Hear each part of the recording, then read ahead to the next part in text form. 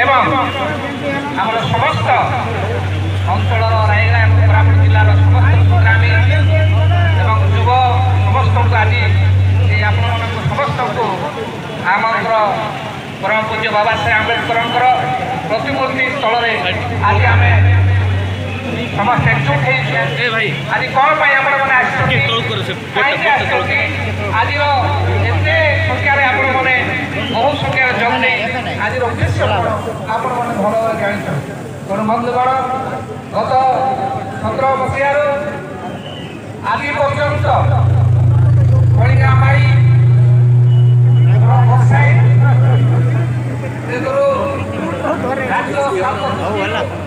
ଅଞ୍ଚଳର ଲୋକ 3 ମିଲିୟନ ଉତ୍ତୋଳନ ପାଇଁ ରାଜି ହେଲେ ଏବଂ ବେଦାନ୍ତ କମ୍ପାନୀ ନିୟମଗିରିକୁ ସମ୍ପୂର୍ଣ୍ଣ ନିୟମଗିରି ଡଙ୍ଗିଆ ଭାଇମାନେ ଏବଂ ସମସ୍ତ ବୁଦ୍ଧିଜୀବୀଙ୍କ ସମର୍ଥନରେ ନିୟମଗିରିକୁ ସମ୍ପୂର୍ଣ୍ଣ ବନ୍ଦ କରାଗଲା।